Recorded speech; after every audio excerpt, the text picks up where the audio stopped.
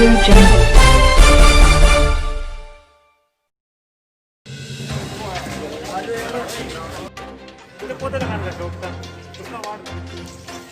Railway loco colony जो विगत 12 वर्षों से वीरान पड़ी हुई थी। मंडल रेल प्रबंधक प्रोफेसर राजेश अग्रवाल की संज्ञान में आने पर उन्होंने सिविल इंजीनियरिंग विभाग के अधिकारियों को एक चुनौती के रूप में स्वीकार करने को कहा और एक वीरान कॉलोनी का कायाकल्प हो गया।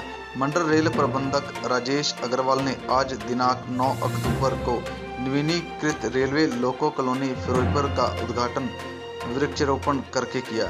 उन्होंने बताया कि रेलवे लोको कॉलोनी में रेलवे आवासों का निर्माण 12 वर्ष पूर्व हुआ था तथा इनकी लोकेशन थोड़ी दूर होने के कारण रेलकर्मी इसमें रहना स्वीकार नहीं करते थे, जिससे इनकी हालत धीरे धीरे जर्जर हो गई।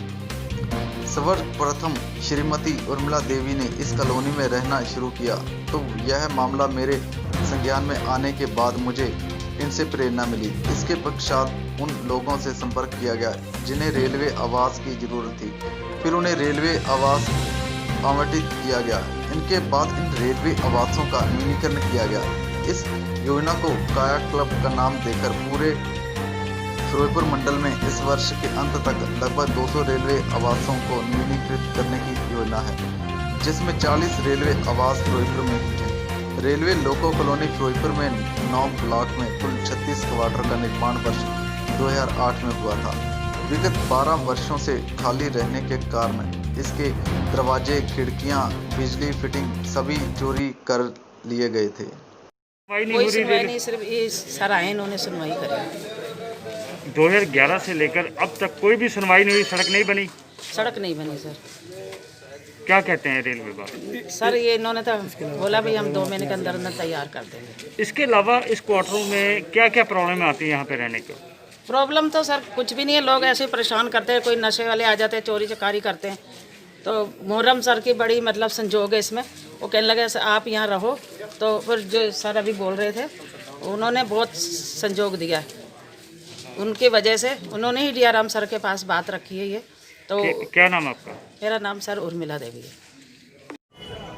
आज बड़े हर्ष का दिन है कि आज आपने देखा होगा कि 8 परिवार सुदूर स्थित इस रेलवे कॉलोनी में रहने के लिए आया है। ये क्वार्टर्स 12 वर्ष पूर्व बनाए गए थे और इनकी लोकेशन थोड़ी दूर होने की वजह से ये बहुत लोकप्रिय नहीं थे और इसकी वजह से शुरू में लोगों ने रहना स्वीकार नहीं किया और धीरे धीरे ये जर्जर हालत में जाने लगे थे।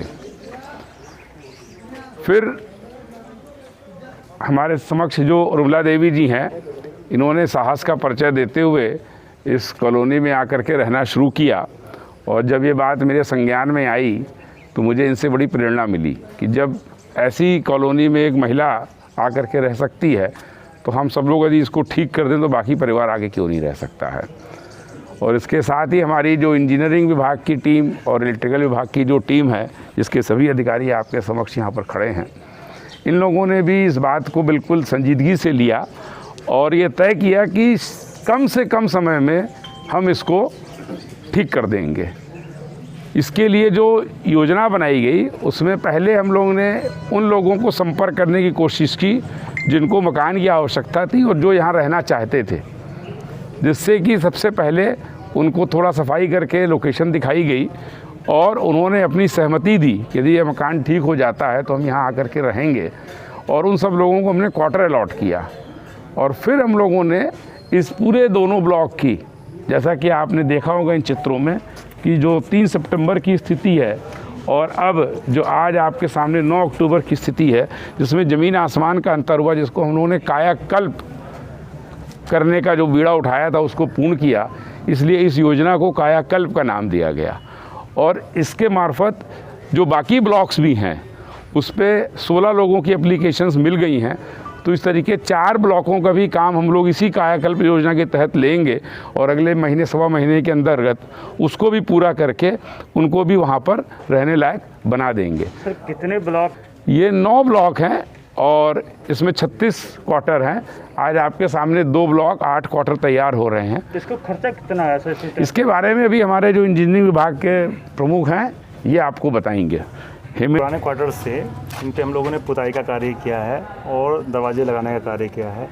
आप लोगों को ये चीज़ जो है बड़ी अच्छी लगेगी कि हम लोगों ने बहुत ही किफ़ायती ढंग से इसको किया है और हम लोगों ने मात्र 5 लाख रुपए के अंदर में इन सभी क्वार्टर्स पे कार्य करके इनको रहने लायक बनाया है। सर मैं ऐसा नहीं कह सकते, एक्चुअली ये 12 साल पहले जो उस समय की स्थिति के अनुसार ही यहाँ पे डिसीजन लिया गया था, यहाँ पे क्वार्टर्स बनाए गए थे। लेकिन विगत समय के अनुसार से जैसे ही जो दुनिया चेंज हो रही है उसी हिसाब से क्या है कि क्योंकि थोड़ा सा दूर होने की वजह से लोगों का थोड़ा हेजिटेशन था।